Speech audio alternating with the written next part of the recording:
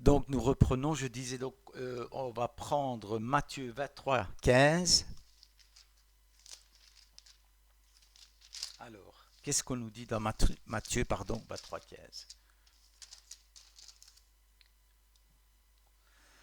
Alors regardez, et c'est aussi une image de ce qui se passe malheureusement aujourd'hui.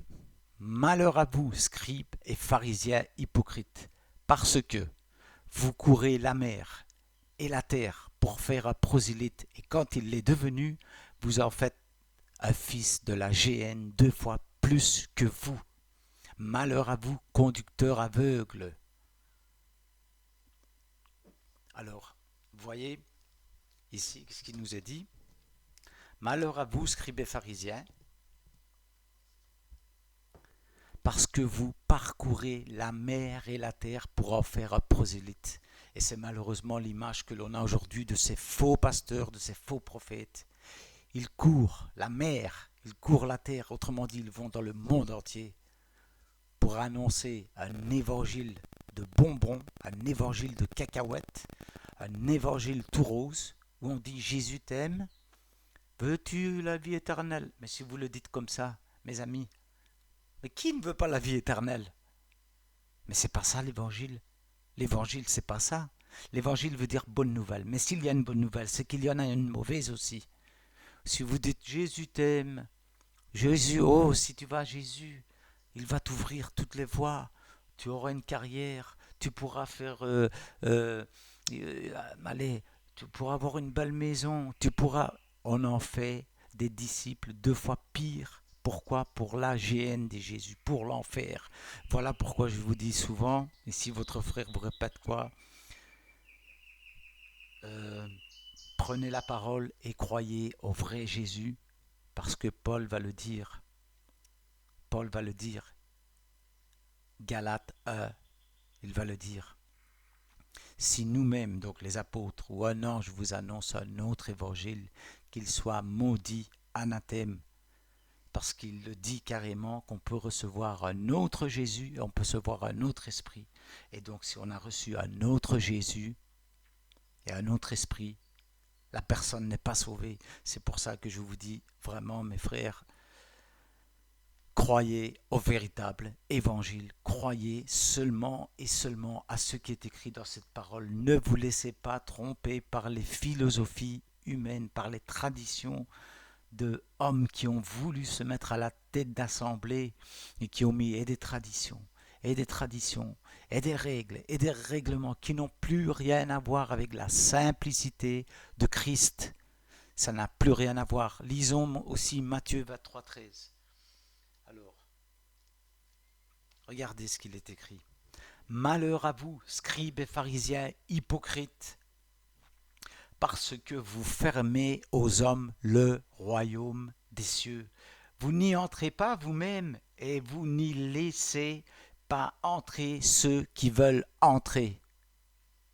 Vous voyez? C'est très très très très grave. Vous allez me dire, oui, mais là il parle des scribes et des pharisiens.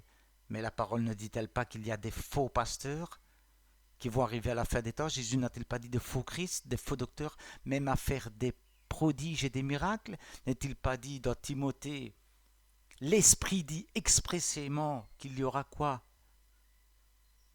Des faux docteurs qui enseigneront quoi? Des doctrines de démons. C'est pas moi qui le dis, c'est la parole. Voilà pourquoi vous devez être sur vos gardes. C'est pour vous que je le dis moi. C'est pour vos âmes. Vraiment. C'est très très très très grave. On va prendre Jude par exemple, verset 1, allez. Jude, donc vous savez, hein, l'avant-dernier livre, enfin, le livre qui est avant Apocalypse. Et qu'est-ce qu'on va prendre? Donc Jude, on va prendre 1, il n'y a qu'un chapitre, donc Jude 1. Attendez, parce que là j'ai déjà passé. Jude 1, alors, regardez, 3 et 4. Bien-aimés, comme je désirais vivement vous écrire au sujet de notre salut commun, après il change, regardez, Jude change, il va dire quoi? Donc au verset 3, hein, je me suis senti obligé de le faire afin de vous exhorter à quoi? À combattre pour la foi qui a été transmise au sein une fois pour toutes. Car il s'est glissé parmi vous certains hommes dont la condamnation est écrite depuis longtemps, des impies qui changent la grâce de notre Dieu en dissolution et qui renient notre seul Maître et Seigneur Jésus-Christ. Voilà. Vous voyez ce qu'il est dit là, hein? Car il s'est glissé parmi vous certains hommes dont la condamnation est écrite depuis longtemps. Ces hommes-là sont déjà condamnés. Ils sont déjà condamnés. Mais où il y a un problème, c'est que quand il y a des chrétiens qui vont écouter ces gens-là, qui avalent le poison de ces gens-là, là ça devient grave et ça devient dangereux. C'est pour ça qu'il dit, je me suis senti obligé. On va prendre aussi 1 Timothée 6, 1 Timothée 6, versets 3 à 4. Qu'est-ce qu'on nous dit? 1 Timothée 6, de 3 à 4. Qu'est-ce qu'il est écrit? Alors, hop là, attendez. Alors, voilà. Alors, à Timothée 6, versets 3 à 4. Si quelqu'un enseigne de fausses doctrines et ne s'attache pas aux saines paroles de notre Seigneur Jésus-Christ et à la doctrine qui est selon la piété, verset 4. Il est enflé d'orgueil, il ne sait rien, et il a la maladie des questions oiseuses et des disputes de mots, d'où naissent l'envie, les querelles, les calomnies, les mauvais soupçons. Verset 5. Les vaines discussions d'hommes corrompus d'entendement, privés de la vérité, écoutez, et croyant que la piété est une source de gain. Combien aujourd'hui de pasteurs, de prophètes, donnez-leur tous les noms que vous voulez, prennent les dîmes, prennent des offrandes, prennent tout ce que vous voulez, on tond les brebis, et regardez ce qu'il est écrit, croyant que la piété est une source de gain. Et ils font ça pour leur ventre, ils font ça pour les choses matérielles, ils ont de grosses voitures, de grosses maisons, de grosses villas. Ils partent à droite et à gauche en voyage, mais avec quoi? Avec l'argent de leur labeur? Gagnent honnêtement? Non, avec la dîme de leur soi-disant peuple. Ah là là. Alors, on va prendre aussi un autre, c'est Colossiens 2, 8. Colossiens 2, 8. Et là, je vais prendre un petit passage, justement, qui, Colossiens 2, 8. Alors, Colossiens 2, 8 nous dit quoi? Regardez. Je suis dans Philippiens, là. Là, ça ne va plus. Non, allez, je rigole. Colossiens 2, 8. Voilà, regardez. Et là, on va arriver aussi à quelque chose d'autre. Donc, Colossiens 2, 8 nous dit ceci. Prenez garde que personne, regardez, que personne ne fasse de vous sa proie par la philosophie, par une vaine tromperie, s'appuyant sur la tradition des hommes, sur les rudiments du monde et non sur Christ. Vous voyez ce qu'il est écrit? Colossiens 2, 8. Prenez garde que personne ne fasse de vous sa proie par la philosophie. Ce sont des gens qui parlent bien. Ce sont des gens qui tournent les Écritures en sortant des versets hors contexte. Et tout ce qu'ils font, c'est quoi? C'est de vous garder comme une proie, comme nous avons lu dans Ézéchiel tantôt, quand Dieu dit, je vais les arracher, mes brebis, de leur bouche, parce qu'on vous tient là, on vous tient, et vous avez peur. Ah oui, mais le pasteur a dit ceci, mais le pasteur a dit cela. Et c'est très, très, très, très, très grave, très grave. Regardez ce qu'il est dit au verset 10. Donc 2 Colossiens, comme nous avons lu, donc chapitre 2, donc verset 8, c'est prenez garde que personne, etc. Et puis au verset 10, nous avons ceci. Vous avez tout pleinement en Christ, en lui, qui est le chef de toute domination et de toute autorité. Voilà, c'est lui qui est le chef. Voilà. Alors, nous allons prendre aussi 1 Timothée 4, 15. Donc, 1 Timothée 4, 15. Qu'est-ce qu'il est dit? On va prendre déjà 1 Timothée 4, tout simplement. Voici. Verset 1.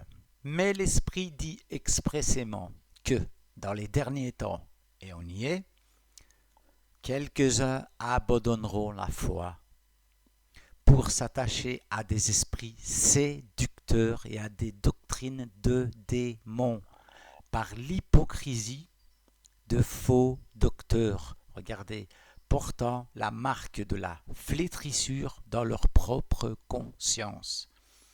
Prescrivant, il y en a qui vont jusque-là, de ne pas se marier et de s'abstenir d'aliments que Dieu a créés pour qu'ils soient pris avec action de grâce par ceux qui sont fidèles et qui ont connu la vérité. Certains vont vous dire au jour d'aujourd'hui, oh non, il ne faut pas manger du porc, retournons à l'église primitive. Ah bon? L'église primitive ne mangeait pas de porc. Les actes des apôtres, comme on a vu, il y a eu un temps d'adaptation entre l'ancienne alliance et la nouvelle alliance. Au fur et à mesure des actes, au fur et à mesure des épîtres, etc., on va voir qu'il va y avoir un changement où les apôtres vont laisser tomber toutes les... comment est-ce qu'on appelle là, toutes les prescriptions de l'ancienne alliance. Parce qu'ils vont comprendre, surtout l'apôtre Paul qui va avoir la révélation de l'Église, d'accord, la révélation de la nouvelle alliance, va réellement comprendre c'est quoi la nouvelle alliance, il va laisser tomber toutes ces choses. Ici on nous dit quoi? Car tout ce que Dieu a créé est bon et rien ne doit être rejeté, pourvu qu'on l'apprenne avec action de grâce. Il y a certaines églises aussi, il ne faut pas manger ceci, il ne faut pas manger le porc. Faux. Regardez, on va reprendre 2 Colossiens 8-16, parce que justement, tantôt je lui ai dit que j'allais le prendre, et puis je suis passé ici à ce passage-là. Donc, Colossiens, on va voir ce qu'il dit. Hein. C'est pas moi qui le dis, encore une fois, c'est ce qui est écrit, donc en grand, noir sur blanc. Colossiens 2, 16. Écoutez ça. Que personne donc, c'est Paul qui écrit, ne vous juge au sujet du manger ou du boire, ou au sujet d'une fête, d'une nouvelle lune ou des sabbats. Malheureusement, vous avez des églises où on vous dit non, c'est le sabbat, il faut obéir, etc., etc. Faux. Ici, l'apôtre Paul nous dit que personne donc ne vous juge au sujet du manger ou du boire. Tu ne peux pas manger ceci, tu ne peux pas boire cela. Faux. Faux et extra faux. Nous sommes libres en Christ. C'est pour la liberté, dira Paul, que Christ nous a affranchis. Ne vous laissez pas de nouveau vous mettre sous la servitude. 2 Colossiens 16. Je relis, parce que je vais lire le verset 17. Regardez. Que personne donc ne vous juge au sujet du manger ou du boire, ou au sujet d'une fête, d'une nouvelle lune ou des sabbats. Il n'y a pas de sabbat dans la nouvelle alliance à observer. Cela est faux et extra faux. Il y a au jour d'aujourd'hui, j'avais vu, je vous l'avais déjà dit, je pense, c'est un juif messianique qui retourne complètement avec les fêtes de l'Éternel, il retourne avec toutes les sabbats, il oblige les chrétiens à judaïser. Or que dans Acte 15, la parole nous dit clairement, il nous a paru bon, à nous les apôtres, et au Saint-Esprit et à Dieu, de ne rien imposer de toute la loi de Moïse qui avait 613 commandements. Il y avait le sabbat qui est dedans, il y avait la circoncision, il y avait les dîmes, il y avait les nouvelles lunes, il y avait tout. Et ils diront ceci. Donc, lisez-le si vous voulez, Acte 15, il va dire juste de s'abstenir de quoi? Donc, les païens qui se convertissent doivent s'abstenir de quoi? De la nourriture étouffée aux idoles, du sang, de l'immoralité sexuelle, et puis il y a une quatrième chose, voilà, mais c'est un truc dans le genre. Donc il n'y a que ces 3 ou 4 choses-là que le chrétien doit s'abstenir, ce qui est normal. L'immoralité sexuelle, de viande, voilà, sacrifiée aux idoles, du sang et de bêtes étouffées. Donc voilà, pas de sabbat, etc. Donc verset 17, 2 Colossiens 16, maintenant je lis le 17. Donc au verset 16, on nous disait que personne donc ne vous juge au sujet d'une fête, d'une nouvelle lune ou des sabbats. C'était, toutes ces choses-là, c'était l'ombre des choses à venir, mais le corps est en Christ. Amen. Tout ça, c'est fini, c'est terminé. D'ailleurs, au verset 20, Paul va dire ceci, de Colossiens 2, 20. Si vous êtes mort avec Christ au rudiment du monde, pourquoi, comme si vous viviez dans le monde, vous impose tous ces préceptes? Ne prends pas, ne goûte pas, ne touche pas. Préceptes qui tous deviennent pernicieux par l'abus et qui ne sont fondés que sur les ordonnances et les doctrines des hommes. Amen. Voilà. C'est clair et c'est net, je pense. Il n'y a pas allez, de sujet à débattre, quoi. Alors ici, je vais vous donner quelques noms de malheureusement de faux pasteurs. Enfin, malheureusement, je vous les donne. Heureusement pour ceux qui voudront bien ne pas les écouter. Maintenant, allez-y, vous êtes libre, il n'y a pas de souci. Mais voilà, ce sont des enseignements qui s'appuient sur quoi? Ce mouvement est appelé le mouvement la parole de la foi. Et la parole de la foi apprend quoi? Qu'un chrétien doit être donc riche, qu'un chrétien doit être dans l'abondance, qu'un chrétien doit être guéri, obligé, voilà, qu'un chrétien doit avoir la belle vie, qu'un chrétien doit avoir une carrière. Tu veux, ah, t'es chanteur, tu aimes chanter, ah ben tu peux devenir une star chrétienne, hein. Ah oui, voilà. Donc c'est quoi? C'est l'évangile centré sur l'homme. Or que Jésus a dit, celui qui voudra gagner sa vie la perdra, mais celui qui la perdra à cause de moi la retrouvera. Et celui qui ne porte pas sa croix ne peut pas être mon disciple. Donc un chrétien, c'est quelqu'un qui doit être effacé au lieu de rechercher la gloire de ce monde. Jésus nous dira aussi, quoi? N'aimez pas le monde ni les choses du monde. Et tous ces pasteurs-là, vous pouvez aller les voir, bien sûr, et je vais vous en donner quand même assez... Il y en a beaucoup plus, mais bon. Et où on apprend des âneries pas possibles avec, entre autres, le faux parler en langue. Alors, entre autres aussi, quand on fait tomber les gens à la renverse, chose qui n'existe pas dans la Nouvelle Alliance, d'accord? Puisque tout ce que nous avons comme preuve, c'est que dans les évangiles, Jésus, quand il y avait des gens qui tombaient à terre, c'était des gens qui étaient démoniaques. Aucun véritable enfant de Dieu, nous l'avons vu l'autre fois, ne peut avoir de démon en lui.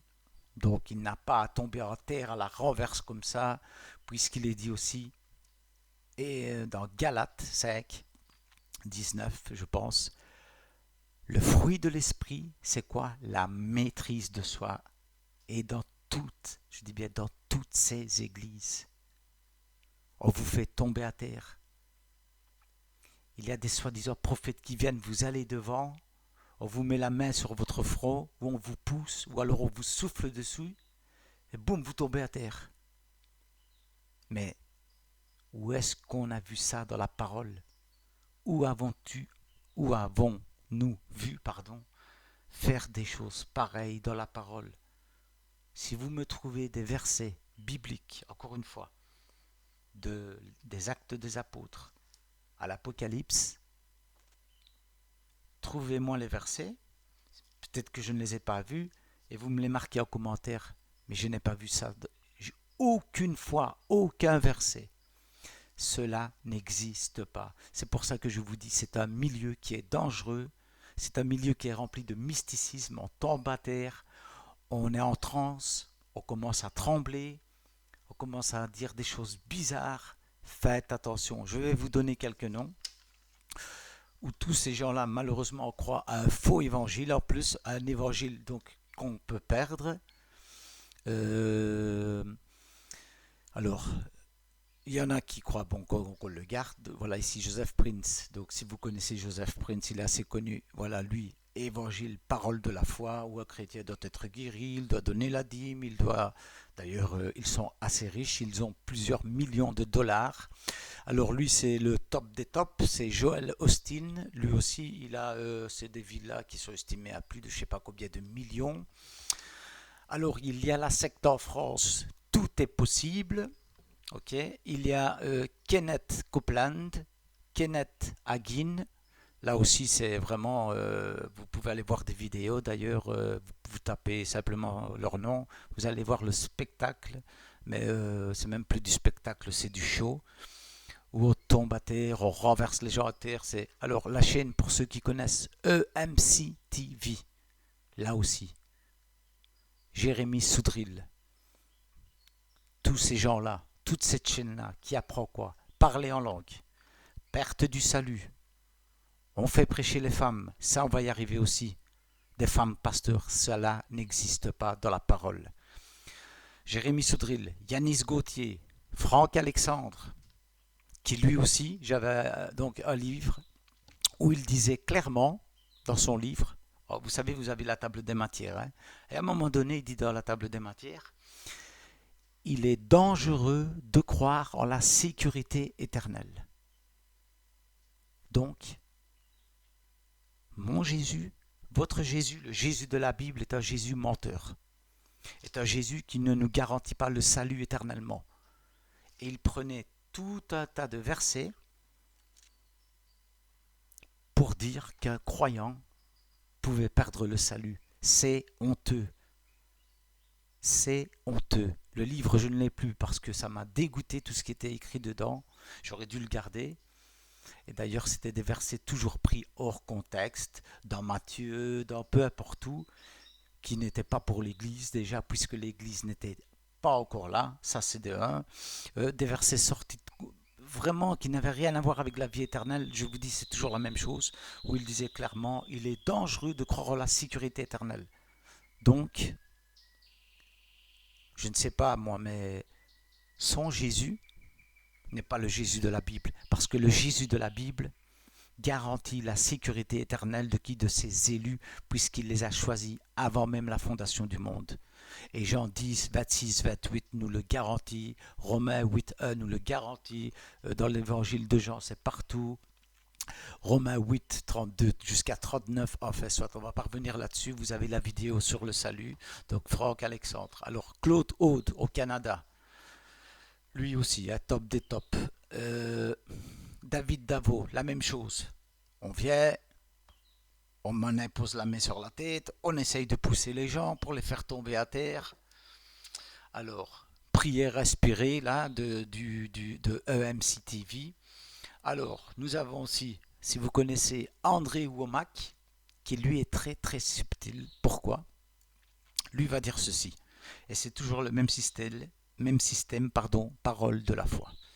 Il va dire, Jésus a tout accompli, jusque-là on est d'accord, mais ensuite il va aller plus loin.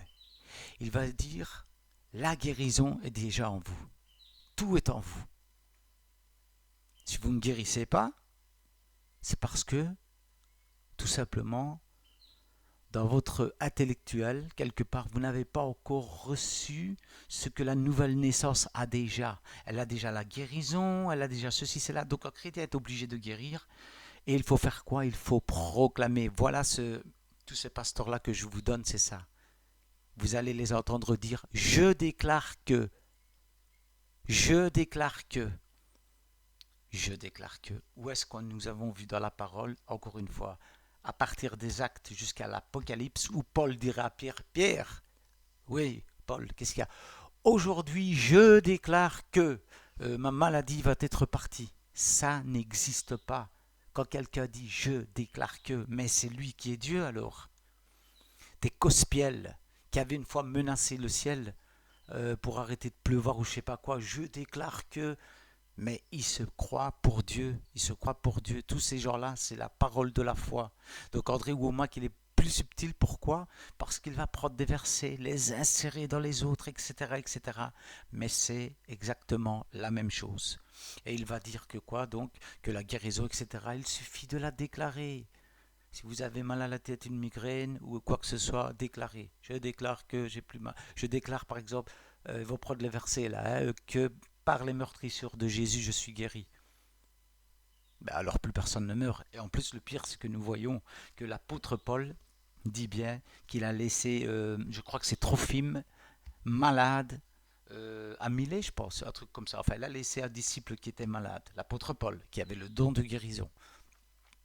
Alors, il y en a un qui est assez, je vais dire, spectaculaire et il pourrait se faire acteur, je pense. C'est Daniel Vindinghini avec sa main droite, Emmerich. Vous pouvez aller voir je ne sais pas si ça s'appelle de l'hystérie ou je sais pas quoi, enfin Emmerich donc. Voilà, vous pouvez aller voir Daniel Vindinghini, la même chose, tomber à terre, on parle en langue, etc. Alors, dans ces milieux-là, ben, bien souvent, on est devenu des stars, donc on se met à signer des autographes. À la gloire de qui? À la gloire d'eux-mêmes, de toute façon. Donc on a Cospiel qui maintenant se met à faire des autographes, Gauthier Yanis, Marcello Tunasi, ce sont devenus vraiment des stars, il n'y a pas de souci, c'est des stars, c'est leur gloire. On se montre, on se prend en selfie, je suis beau, je suis le plus beau, c'est magnifique, tout le monde les like, 40 millions d'abonnés, et voilà le christianisme d'aujourd'hui. Le monde est entré à l'intérieur du christianisme. Alors il y a aussi Vie et Lumière, et là vous avez Chris Campion, toujours dans ces pasteurs-là à ne pas écouter. Alors maintenant, on va aller. Il y a aussi donc en Amérique TD Jake, donc c'est un Africain, si vous connaissez, qui est un petit peu fort, rasé, avec une barbe. Donc TD Jake, Marcello Tunasi, Mamadou Karambiri, pour ceux qui connaissent, Cospiel, ne l'oublions pas, Yvan et Yves Castanou. Alors là, je vous dis que c'est du lourd et du très très lourd. Yvan Castanou est plus que il est multimillionnaire. Et voilà, je vais m'arrêter là parce que ce serait trop long à expliquer. Renseignez-vous, il y a des chaînes qui en parlent. Ils ne sont pas loin, enfin ils ne sont pas loin, ils sont même dedans. Voilà, ils jouent avec des choses qu'ils ne faudrait pas jouer. Voilà. Alors, Cospiel, donc, Marcello Tunasi, Mohamed Sanogo. Alors lui aussi, c'est le top des tops. Nous avons vu il n'y a pas longtemps, donc avec ma femme, une vidéo de lui, Mohamed Sanogo, et il disait aux gens comme ça, si, disait, donnez, donc carrément il dit le prix qu'il faut donner, donnez entre 100 et 500.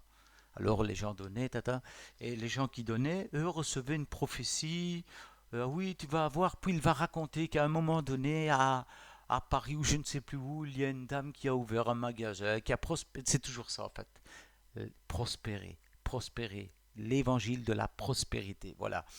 Et à un moment donné, il va se dire, allez, et ceux qui vont donner plus de 500, alors là, c'était le top parce que quand on donnait plus de 500, je ne sais plus quoi, dans son pays, je pense, ben là, il y avait une prophétie qui était donnée direct sur le champ. Donc, argent, argent, argent et dîme et dîme. Mahomet Sanogo. Voilà. Alors ici, maintenant, nous allons passer, et là je vais dire que c'est tout aussi grave que cela, mais on y reviendra bien sûr hein, sur ces enseignements-là, par exemple, du tomber à terre en arrière, de la prospérité, obligé d'être guéri, etc. On y reviendra. Ici, je vous donne juste une petite checklist. Alors, maintenant, nous allons prendre, et ça c'est une chose qui est très, très, très, très grave, qui ne s'est jamais vue quasiment depuis 2000 ans, mais qui se voit maintenant en l'an 2000. Ça avait commencé par une femme ou deux, mais là c'est vraiment voilà, généralisé carrément. Les femmes pasteurs, les femmes qui enseignent. Alors là, je m'adresse à ces femmes qui enseignent, et je m'adresse à leurs maris, je m'adresse aussi à ceux qui les écoutent, car vous êtes coupables, vous êtes complices. Quand Dieu nous demande quelque chose et que nous faisons le contraire, on désobéit, c'est clair et c'est net. On va voir par les Écritures qu'une femme ne peut pas enseigner, qu'une femme pasteur n'existe pas, et qu'elle est en rébellion complète, totale et directe envers la parole de Dieu, envers Dieu. Même si elle dit soi-disant des belles choses, même si on s'en fout, c'est la parole qui compte, c'est pas ce qu'elle dit. Si le Seigneur, Dieu, a dit La femme ne peut pas enseigner, la femme ne peut pas enseigner. Si le Seigneur vous dit, allez travailler pour gagner votre pain, allez travailler pour gagner votre pain, n'allez pas voler. Alors,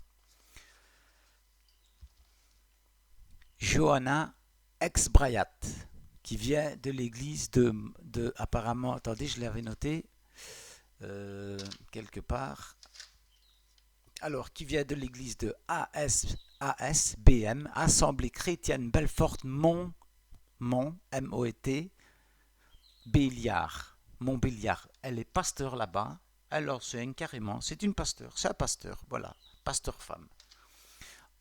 Si elle m'entend, je m'adresse à toutes celles-là. Repentez-vous parce que vous êtes en rébellion complète et directe avec le Seigneur et avec sa parole. Ne dites pas que c'est Dieu qui vous a appelé. Ne dites pas de mensonges quand le Seigneur dit tout à fait le contraire dans la parole, quand il n'y a même pas un seul exemple d'une femme pasteur dans toute la parole. Et on va voir tout ça de toute façon par la parole, bien sûr. Alors Joyce Meyer, qui est très très très aimée par des millions de femmes, la femme de Castanou, qui s'appelle Modestie Castanou, la femme de Tunazi, pasteur aussi, la femme de Mamadou Karambiri, qui est pasteur, Hortense Karambiri. Donc je m'adresse aux femmes et je m'adresse à leur mari, car la parole dit que le mari est le chef de la femme et qu'ils doivent corriger leur femme quand celle-ci est en rébellion contre la parole de Dieu, au lieu de leur donner une main d'association. Repentez-vous, franchement, je le dis vraiment avec amour parce que c'est écrit noir sur blanc sur la parole. Pourquoi est-ce qu'on désobéit comme ça au jour d'aujourd'hui? Je ne comprends pas. Alors Dorothée Raja, PCC à Paris, centre chrétien. Modestie Castanou, donc je l'ai dit. Il y a aussi sa fille, à Yvan Castanou apparemment. Viviane Dallot, CEP, vous tapez Viviane Dallot. Pasteur aussi. Pasteur Caroline Costa. Pasteur Renate Yao, Renate Yao. On ne sait plus comment les appeler. Pastrice, pastoresse, je ne sais plus. Enfin, nous sommes en pleine apostasie. Et voilà quand il est dit dans Timothée, l'Esprit dit expressément qu'à la fin des temps, les hommes ne supporteront plus la saine doctrine. L'église MLK, là aussi, femmes pasteurs, ils sont 400, 500, je ne sais pas combien, femmes pasteurs. Sans parler de monsieur Yvan Carluet, qui, je ne sais pas, vous l'avez suivi ou pas, a été dénoncé pour des faits très graves, que je ne dirai pas ici, où il y avait même une page Facebook où les gens qui avaient été victimes de cet homme-là, soi-disant pasteur, donc Yvan Carluet, pouvaient donc, c'était une page officielle, hein, c'est pas des bêtises, je vais dire, pouvaient s'inscrire et voilà, déposer plainte. Donc MLK aussi. Alors, nous allons prendre maintenant, comme je vous l'ai dit, la parole. Qu'est-ce que nous dit la parole sur la femme? Peut-elle enseigner ou non? C'est ce qu'on va voir. Alors, on va prendre déjà 1 Timothée. 1 Timothée 2, versets 11 à 12. Regardez. Bon, on va lire la parole. Donc, 1 Timothée, donc au chapitre 2, et c'est justement après au chapitre 4 où il va dire « Mais l'Esprit dit expressément que dans les derniers temps, quelques-uns abandonneront la foi pour s'attacher à des esprits séducteurs. » Est-ce que vous pouvez comprendre? Esprits séducteurs, des démons et à des doctrines de démons. Alors je reprends, excusez-moi, donc 1 Timothée 2, de 11 à 12. Je lis.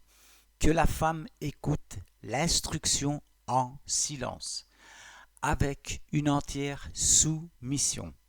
Je ne permets pas à la femme d'enseigner, ni de prendre de l'autorité sur l'homme, mais elle doit demeurer dans le silence, car Adam a été formé le premier, Ève ensuite. Verset 14.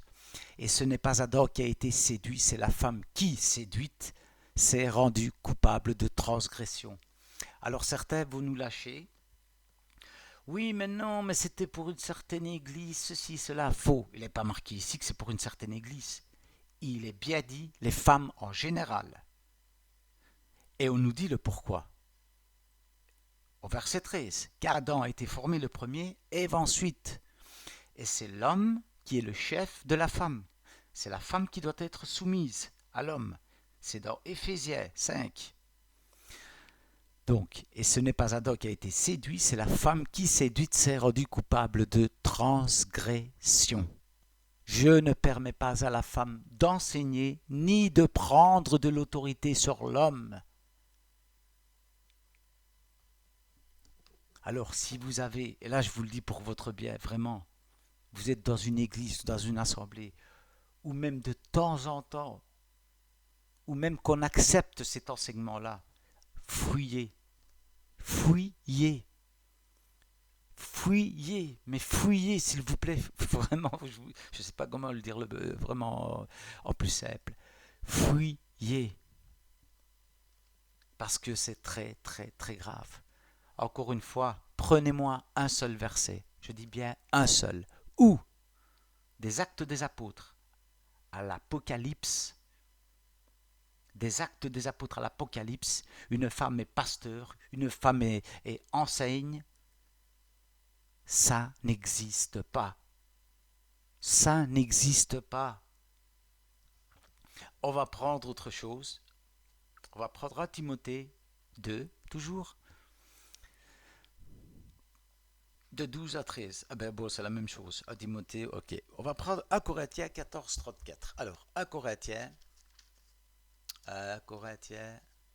donc 1 Corinthiens, qu'est-ce qu'on nous dit? 14, 34. Où suis-je? Maintenant, je suis dans les actes, là. Attendez, je reviens. 1 Corinthiens. 1 Corinthiens 14. Et au verset 34. Qu'est-ce qu'on nous dit? Verset 33. 1 Corinthiens 14, verset 33. Car Dieu n'est pas un Dieu de désordre, mais un Dieu de paix, comme dans toutes les églises des saints. Il dit bien comme dans toutes les églises des saints. Regardez ce qu'on va nous dire ici. Parce que certains vont nous dire, et c'est là que je dis ce sont des manipulateurs, c'est triste. Ce que je dis est triste parce que c'est vrai. Ce sont des manipulateurs. La parole est claire, elle est nette et on arrive à manipuler. Et c'est pour ça que vous voyez aujourd'hui, c'est quasiment généralisé maintenant dans les églises évangéliques des femmes pasteurs. Regardez ce qu'il est écrit, 1 Corinthiens 14, donc 33. Car Dieu n'est pas un Dieu de paix, mais car Dieu n'est pas un Dieu de désordre, mais de paix. Point. Regardez ce qu'il est dit. Comme dans toutes les églises des saints. Pourquoi est-ce que je reprends bien le comme dans toutes les églises des saints? Parce que certains pasteurs, quand on va leur dire que la femme ne peut pas enseigner en prenant ici ce passage-là, on va nous dire non, mais c'était à Corinthe, vous savez, il y avait trop de bruit, il y avait trop de femmes qui faisaient du bruit, qui chahutaient. Alors Paul va leur donner une petite, allez, gentiment, il va leur dire de se taire, quoi, une petite instruction. Faux et archi faux. Parce que nous avons vu que déjà il est dit dans Timothée, non seulement ici il est dit dans Corinthiens, mais même Corinthiens nous dit encore mieux que Timothée, parce qu'il dit, donc 1 Corinthiens 14, 33, comme dans toutes les églises des saints. Donc Corinthe, Galates, Éphésiens, Corinthiens, qu'est-ce qu'on a? Colossiens, Thessaloniciens 2, Tite, Timothée, Philémon, Hébreux, donc toutes les églises des saints. Donc je relis 1 Corinthiens 14, 33. Car Dieu n'est pas un Dieu de désordre, mais de paix. Point, j'insiste. Comme dans toutes les églises des saints, que les femmes se taisent dans les assemblées, car il ne leur est pas permis d'y parler, mais qu'elles soient soumises selon que le dit aussi la loi. Écoutez ici verset 35. Si elles veulent s'instruire sur quelque chose, qu'elles interrogent qu'elles interrogent qui? Le pasteur? Qu'elles interrogent leur mari à la maison, car il est malséant à une femme de parler dans l'église. Et l'apôtre Paul rajoute au verset 36, est-ce que c'est de chez vous que la parole de Dieu est sortie? Ou est-ce à vous seul qu'elle est parvenue? Voilà. Clairement, il est dit quoi? Que les femmes se taisent dans les assemblées, car il ne leur est pas permis d'y parler. Alors oui, bien sûr qu'une femme maintenant, quand on se réunit, comme il est dit tantôt, là, que faire frère quand vous vous rassemblez, il y a des hommes, il y a des femmes, on peut, dans l'ordre et dans la paix, donner un cantique, faire ceci, faire cela. Mais là, il nous est dit quoi? Que quand c'est quelqu'un qui enseigne et que c'est un homme, qu'elle se tait. C'est de un, premièrement. De deux, il est dit quoi? Il ne leur est pas permis d'y parler, mais de trois, il est dit quoi aussi? Mais qu'elles soient soumises comme aussi le dit la loi. Pourtant, nous sommes bien dans la nouvelle alliance. Et il est dit que si elles veulent s'instruire sur quelque chose, qu'elles interrogent leur mari au lieu d'aller interroger les pasteurs. Parce que les pasteurs, malheureusement, d'aujourd'hui, s'immiscient dans les couples. Et les femmes, des fois, vont trouver les pasteurs, chose qu'elles ne devraient pas faire, puisqu'ici on nous dit que si elles veulent s'instruire sur quelque chose, qu'elles interrogent qui? Leur mari à la maison. 1 Corinthiens 14, verset 35. 1 Corinthiens 14, 35. C'est à son mari. Pourquoi? Parce que la femme est soumise à son mari. La femme n'est pas soumise à son pasteur. La femme n'est pas soumise à son pasteur. La femme est soumise seulement à son mari. Et c'est à son mari qu'elle doit demander si elle ne sait pas quelque chose. Ici, on parle bien d'une femme mariée, bien sûr. Maintenant, vous allez me dire, oui, mais si une femme est célibataire, eh bien, va trouver une ancienne alors, une ancienne sœur. Une ancienne sœur, ayez de la sagesse. Une ancienne sœur. Car normalement, il est dit quoi? D'aller trouver le mari. Il n'est pas dit à la femme. Combien de femmes aujourd'hui, combien ont été trouvés des pasteurs? Les pasteurs se sont mêlés et quand le couple est rentré à la maison, vous savez ce qui s'est passé? Il devait y avoir une décision qui devait être prise. Donc l'homme, lui, veut diriger sa maison car c'est l'homme qui dirige sa maison puisque c'est lui qui est le chef de la femme. Et la femme, ah mais non, le pasteur n'a pas dit ça, il a dit ça, il a dit ça. Rebelle. Ça s'appelle une rebelle. Pourquoi? Nous allons le voir. Parce que vous allez peut-être me dire, oh, mais les machos, il est ceci. Non, non, non, il n'y a pas de macho. On est avec la parole ou on ne l'est pas, c'est tout. C'est pas moi qui ai écrit la parole, c'est le Seigneur. Si on a des comptes à rendre, ce sera à lui. Je suis désolé. Éphésiens 5, au verset. Je ne vais pas faire le macho d'ailleurs, je vais même prendre le 23. Comme ça, je vais vous montrer que c'est le mari qui doit d'abord être le modèle. Donc, Éphésiens 5, verset 23 dit ceci. Non, pardon. On va prendre le 22 parce que ça ne va pas de toute façon. Alors, Éphésiens 5, au verset 22. Et vous allez voir que ça concorde avec ce que dit Paul en 1 Corinthiens, ce qu'on vient de lire. Avec Timothée, etc. Alors, Éphésiens 5, verset 22. Femmes, soyez soumises à vos maris comme au Seigneur. Comme au Seigneur. Car le mari est le chef de la femme, comme Christ est le chef de l'Église qui est son corps, et dont il est le sauveur. Or, verset 24, regardez, de même que l'Église est soumise à Christ, regardez ce qu'il est dit ici, de même que l'Église est soumise à Christ, les femmes aussi doivent l'être à leur mari en toutes choses. Donc de la même manière que l'Église du Christ est soumise à notre Sauveur, donc est-ce qu'on se permettrait d'insulter le Seigneur? Ça ne nous viendrait même pas à l'esprit. Et quand vous voyez au jour d'aujourd'hui, malheureusement, des femmes chrétiennes qui insultent leur mari, je ne dis pas ça pourrait arriver dans un coup des nerfs, je ne dis pas on est en chair, on est tous de chair, on a tous un peu les nerfs des fois, mais la moindre des choses au moins après, c'est d'aller demander pardon. Et vice-versa, bien sûr. Le mari doit faire la même chose, puisqu'ici, il est bien dit car le mari est le chef de la femme, comme Christ est le chef de l'Église, qui est son corps. Et regardez au verset 25, voilà, c'est pour ça que je reviens et je suis complet dans, je vais dire ce que je dis. Marie, vous, aimez vos femmes comme Christ a aimé l'Église et s'est livré lui-même pour elle. Donc le mari doit aimer sa femme comme Christ s'est livré pour son épouse, pour l'Église. Ok? Mais si ce que je veux faire ressortir, c'est quoi? C'est qu'il est bien dit quoi? Que c'est la femme qui est soumise à son mari. Et c'est pour ça qu'elle ne peut pas prendre autorité sur l'homme, c'est pour ça qu'elle ne peut pas enseigner, parce que l'enseignement est une autorité. Et c'est pour ça que Paul va le dire. Je ne permets pas à la femme d'enseigner, ni de parler, ni de prendre autorité sur l'homme. Nous l'avons lu, Éphésiens 5, 22. Il n'y a pas que là, rassurez-vous, il n'y a pas que là. C'est partout dans la parole.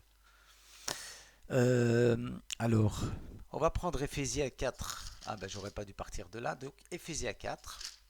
Et on va aller voir ce qu'il existe exactement. Donc, Éphésiens 4. Et on va prendre le verset 8. On va nous parler de Christ. Regardez. Qu'est-ce qu'il est écrit? Ceci. Donc, Éphésiens 4, verset 8, il est dit, c'est pourquoi il est dit, étant monté en haut, il a emmené des captifs et il a fait des dons aux hommes. Des dons aux hommes.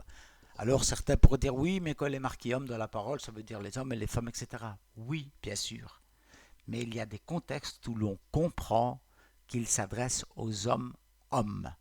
Voilà. Et il a fait des dons aux hommes. Or, que signifie il est monté, sinon qu'il est aussi descendu dans les régions inférieures de la terre? Celui qui est descendu, c'est le même qui est monté au-dessus de tous les cieux afin de remplir toutes choses. Regardez, verset 11, très très important. Et il a donné les uns, il n'est pas dit les unes, il a donné les uns comme apôtres. Il n'est pas marqué apôtresse. D'ailleurs, est-ce qu'il y avait les 12 apôtres, il y avait une femme dedans? Alors, il a donné les uns comme apôtres, les autres comme quoi? Prophètes. Pas prophétesse, prophètes. Les autres comme prophètes. Les autres comme évangélistes.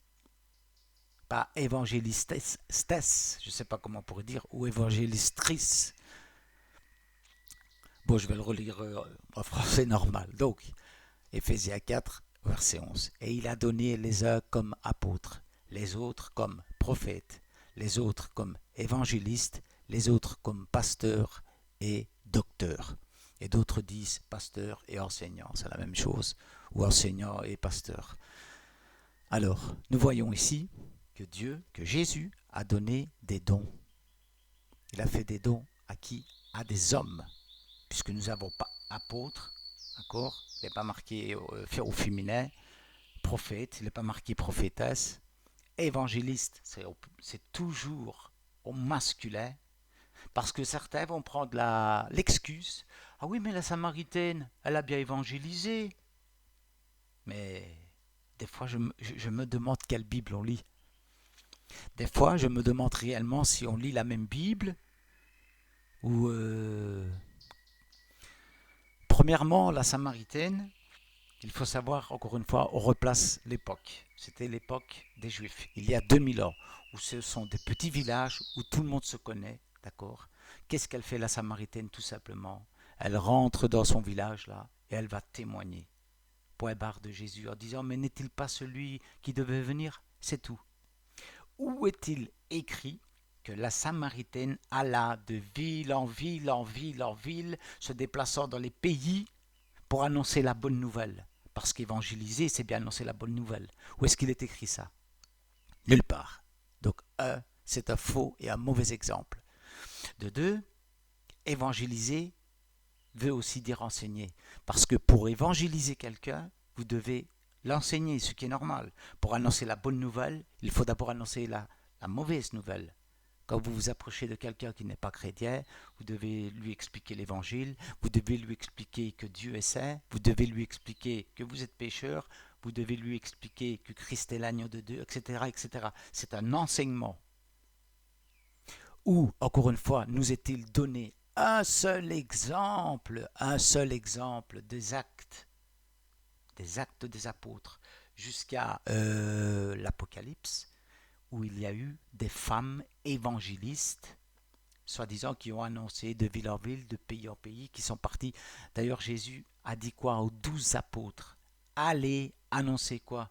La bonne nouvelle. Donc c'est un don. Évangéliste est un don, nous l'avons lu, et il a donné les uns comme apôtres, comme prophètes, comme évangélistes, pasteurs et docteurs. D'accord? Il n'y a pas le don évangéliste au singulier. Ça n'existe pas. Ça n'existe pas. La femme, ce qu'elle doit faire, on va le voir.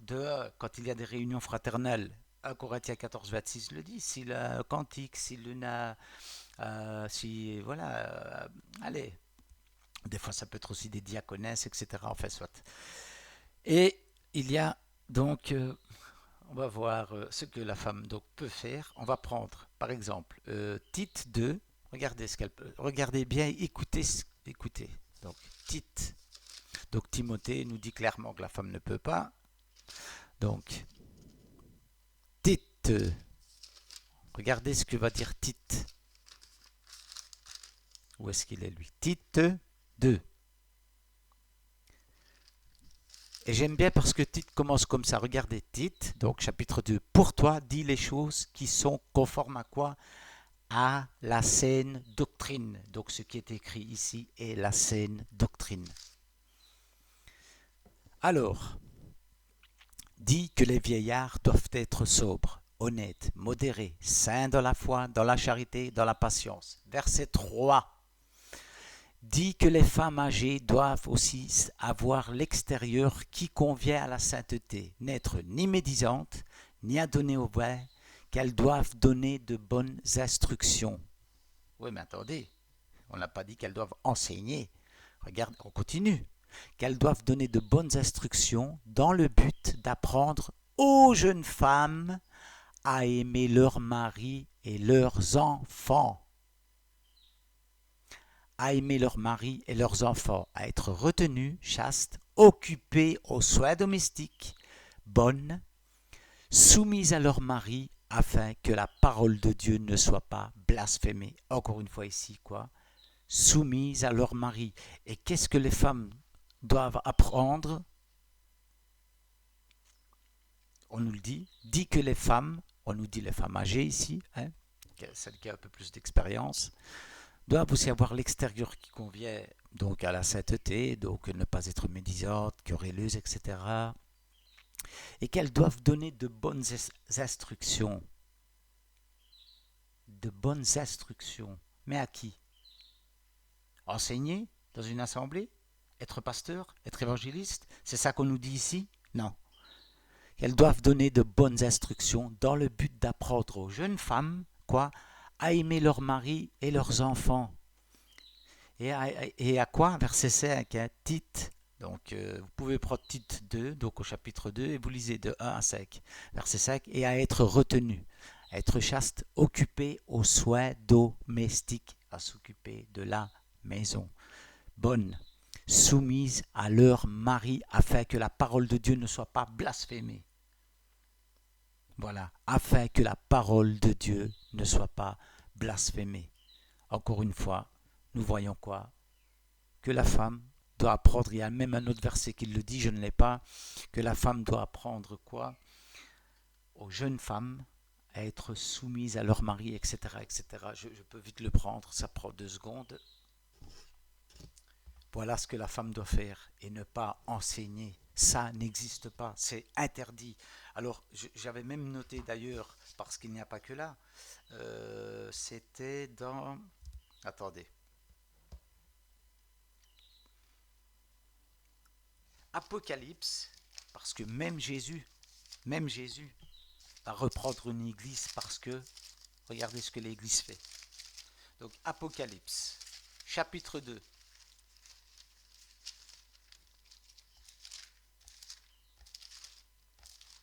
Qu'est-ce qui va se passer?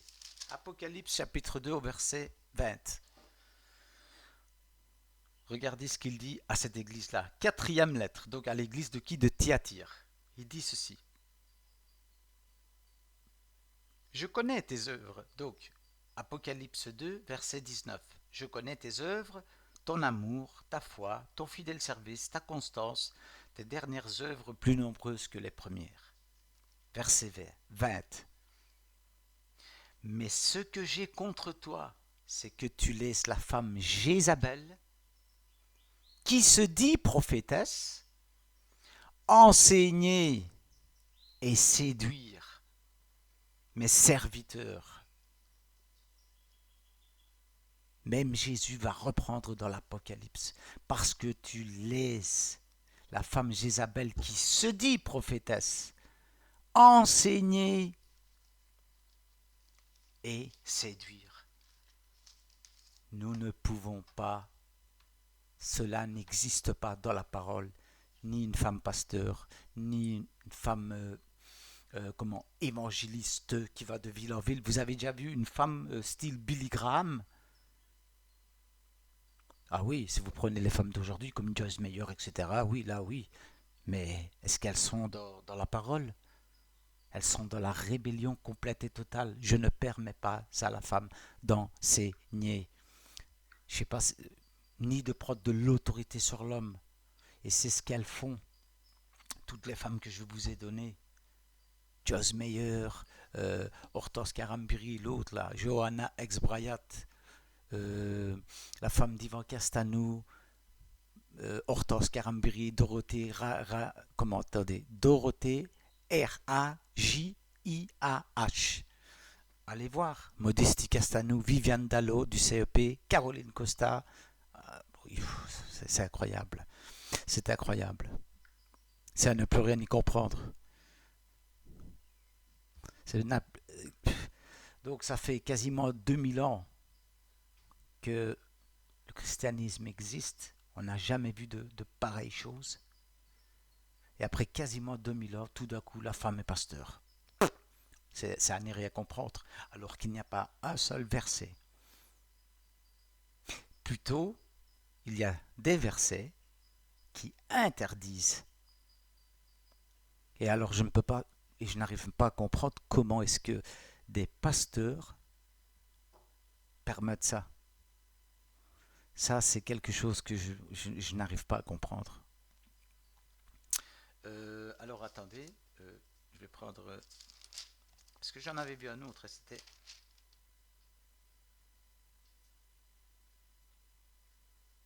Celui-là, je l'avais lu.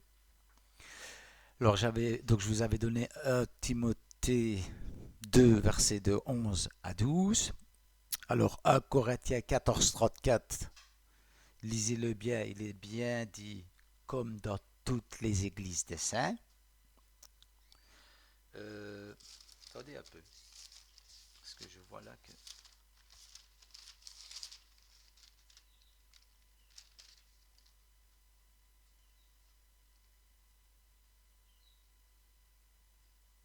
Oui, je vous ai donné aussi donc Tite 2,5 aussi qui dit d'être soumise. Voilà, il y en a plusieurs, ne vous tracassez pas. Ici, bon, c'est parce que je ne suis pas sur cet enseignement-là aujourd'hui, je veux dire, mais voilà, je veux dire, on pourra y revenir une prochaine fois. Euh, Déjà dans l'Ancien Testament, justement, ça n'existait pas. Ça n'existait pas. Nous voyons que c'est toujours, en règle générale, des prophètes. Je sais qu'il y en a qui vont prendre la prophétesse Déborah, mais il n'est jamais dit que la prophétesse Déborah était sur une chaire en train d'enseigner des hommes, etc. etc. D'ailleurs, il va y avoir dans cette histoire-là de la prophétesse Déborah, il va y avoir à un moment donné justement de l'histoire, ça c'est magnifique, sachant elle-même qu'en tant que femme, elle n'a pas d'autorité. Elle va plutôt appeler donc à ses collègues masculins pour lui dire c'est à toi de faire ça. Pourquoi? Parce qu'elle savait bien qu'elle-même ne pouvait pas, justement. Donc ça montre encore bien euh, ce que la parole nous dit, tout simplement. Voilà. Alors,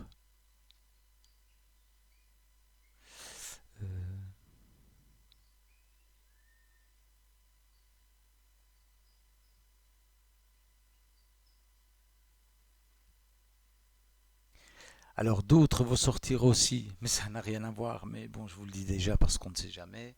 Oh oui, mais il est dit qu'en Christ, Paul dit, hein, il n'y a plus ni homme, ni femme, ni esclave, ni riche, ni pauvre, ni...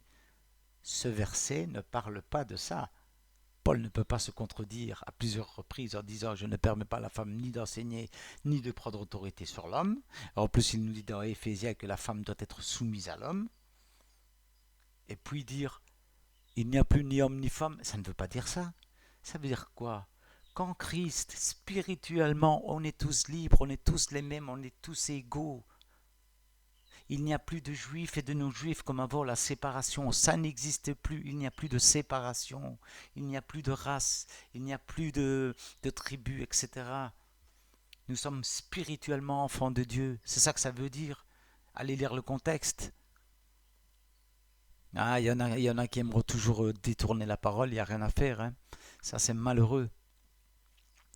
Euh, Attendez, je cherche quelque chose que je ne retrouve plus. Bon, à la limite, je le reprendrai peut-être une autre fois, c'est pas grave, hein.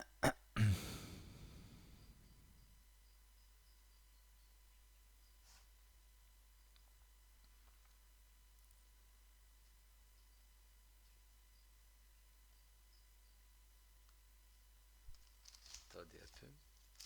Alors, je suis où moi là? À Timothée, toujours. Parce que je sais que j'avais un autre passage, mais.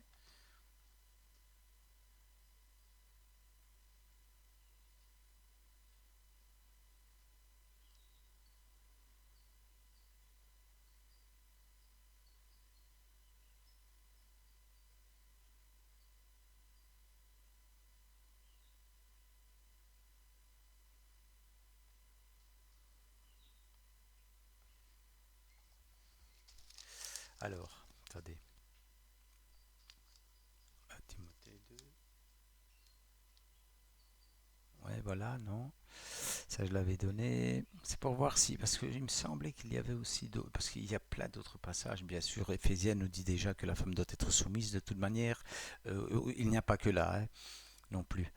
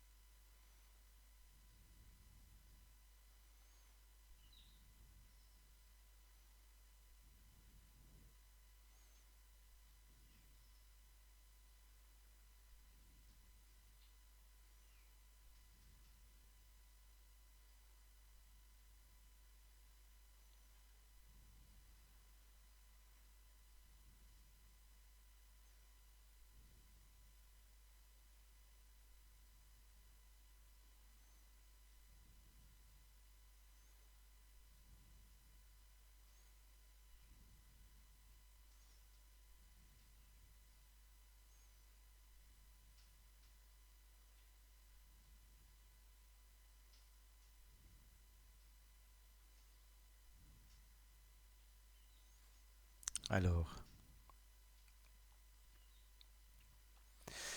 Ouais, voilà. Bon, je crois que c'est tout, hein. Donc. En tout cas, la parole est claire. Voilà, on vous a donné les versets, hein. Donc, 1 Timothée 2, de 11 à 12, 1 Timothée 2, de 12 puis à 13. Euh, Vous pouvez prendre aussi donc Tite 2, de 3 à 5. Euh, Éphésiens 5, comme on a vu, donc verset 20. Attendez, il y a aussi, attendez, hein, que je ne me trompe pas. Tite 2 de 3.5, voilà, Tite 2 de 3.5, comme je vous avais dit. Et attendez, il y avait aussi quelque chose, Tite 2 de 3.5, et attendez, quelque chose. euh,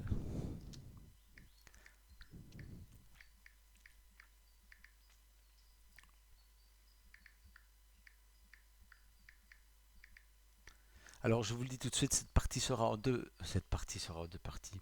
Cet enseignement, pardon, sera en deux parties car j'ai été coupé tantôt. Rien de grave, mais voilà, j'ai été coupé après, je pense, je ne sais plus si c'était une heure ou enfin. Donc ça, c'est la deuxième partie et la fin. Et la première, de toute façon, ce sera écrit, hein, partie 1, partie 2. Ne vous tracassez pas.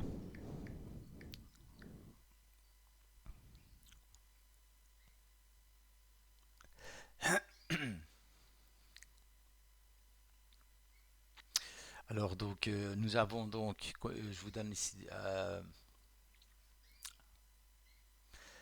pour la soumission, hein, parce qu'on pourrait dire ouais, mais il n'y a que là, non. Nous avons, comme nous l'avons lu, donc Éphésiens 5 de 21 à 32, vous allez voir, femmes, soyez soumises à vos maris comme au Seigneur, car le mari est le chef de la femme, voilà, etc. Vous avez aussi Colossiens 3, 18, femmes, soyez soumises à vos maris comme il convient dans le Seigneur. Colossiens 3, 18. Proverbe 18, 22 nous dit ceci. Celui qui trouve une femme trouve le bonheur. C'est une grâce qu'il obtient de l'Éternel. Il est dit, celui qui trouve une femme. Mais une femme comment? Une femme comme l'Éternel le dit, soumise à son mari, douce, occupée aux soins domestiques, aussi habillée de manière décente. C'est un sujet aussi dans lequel nous reviendrons. Donc il y a aussi Éphésiens 5, 22, femmes, soyez soumises à vos maris. Il y a Éphésiens 5 de 21 à 32, d'accord, Colossiens 3, 18. Alors, Tite 2, 5, il nous est dit que les femmes doivent être retenues, chastes, occupées aux soins domestiques, bonnes, soumises à leur mari, donc Tite 2, 5. Alors, nous avons aussi, donc, c'est, je crois que c'est, parce que je pense que Pierre aussi il en parle, donc je vous ai donné plusieurs versets, hein, rien qu'en, je veux dire, alors, je crois que Pierre il en parle aussi, c'est quoi Pierre, je l'avais lu aussi, c'était, je crois que c'était, je me souviens, Pierre il me semble en avait parlé, attendez,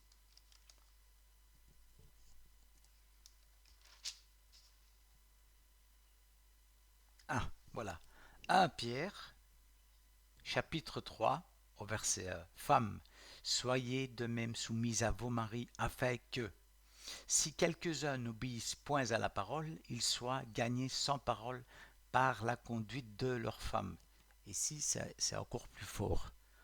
On dit aux femmes d'être soumises au mari à un point même que si votre mari est même non-croyant ou désobéissant, vous devez quand même être soumise. C'est pas moi qui le dis, on va le relire.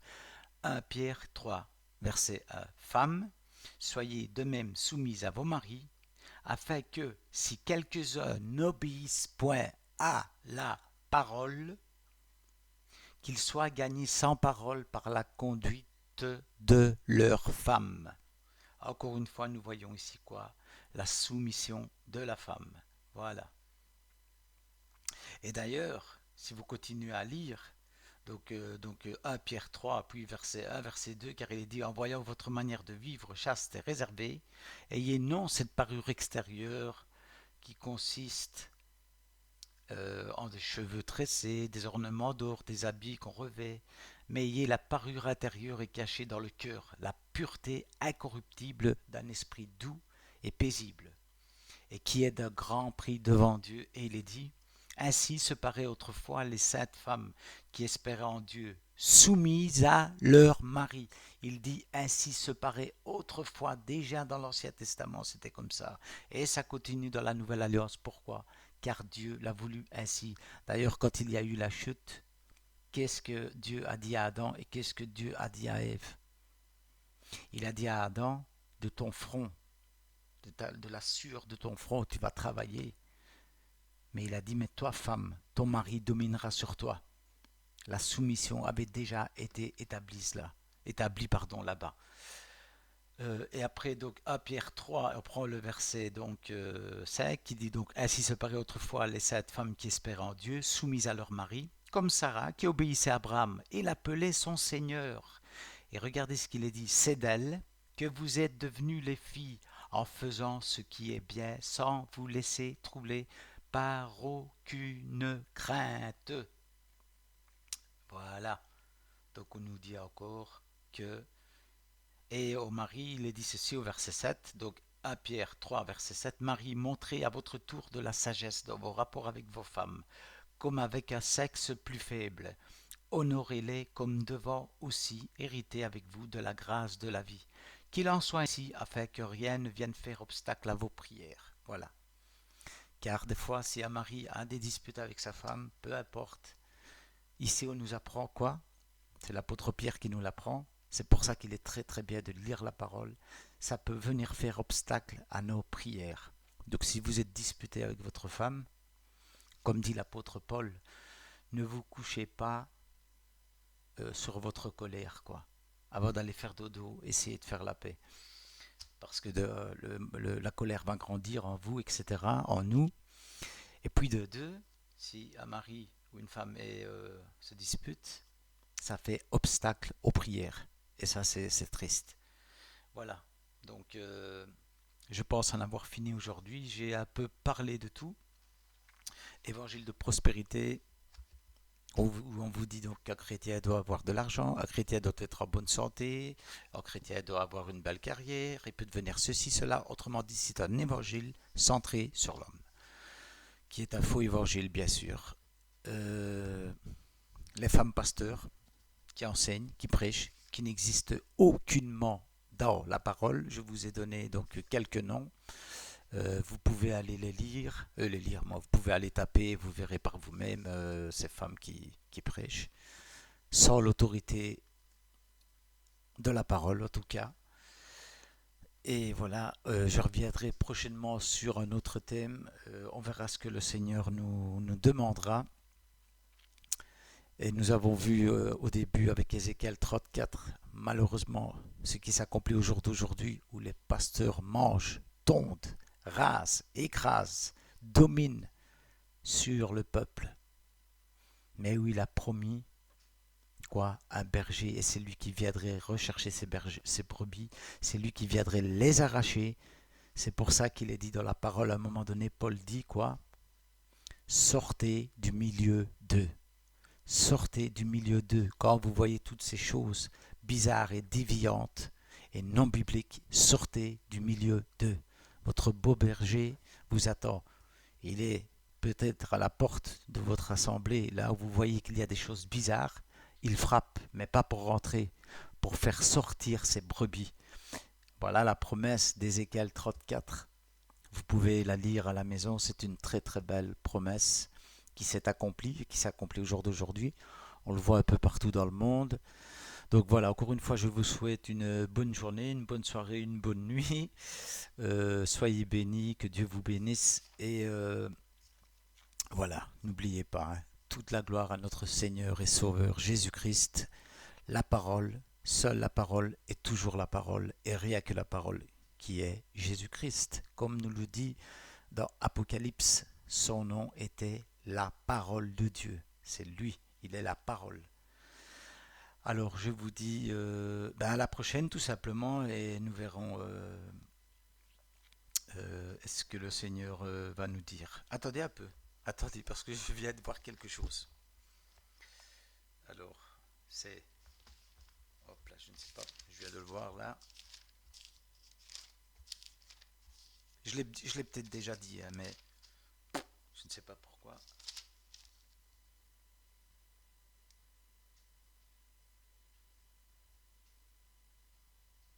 Attendez, hein.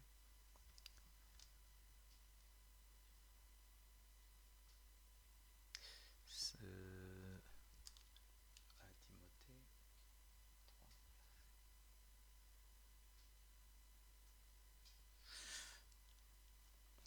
Colossiens, où est-ce qu'il est? Attendez.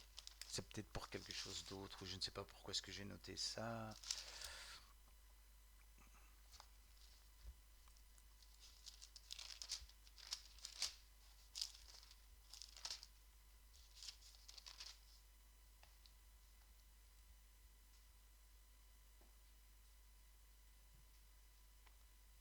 Oui, c'est au début, je pense que je vous l'avais dit. Eh ben, je vais vous redonner le verset, c'est Colossiens 2, de 4 à 8, où l'apôtre Paul va dire que personne ne vous séduise hein, par ne fasse de vous sa proie, par la philosophie, par des vaines traditions, de la tromperie des hommes, etc. etc. Je vous l'avais donné, c'est bien ça. Et puis j'avais aussi 2 Timothée 3. Attendez, parce que là j'ai 2 Timothée 3. Alors, 2 Timothée 3. Et oui, je vous l'avais donné aussi, 2 Timothée, donc 3, au verset 1 jusqu'à 9. Vous pouvez voilà, lire aussi. Alors, ben non, voilà, rien d'important, c'était donc, voilà, donc soyez bénis et vraiment que le Seigneur nous garde, nous protège. Prions les uns pour les autres et je vous dis à la prochaine. Et allez jeter, faire un petit tour peut-être sur les noms que je vous ai donnés. Voilà, comme ça vous pouvez voir de vos yeux. Allez, je vous dis à la prochaine, que Dieu vous bénisse.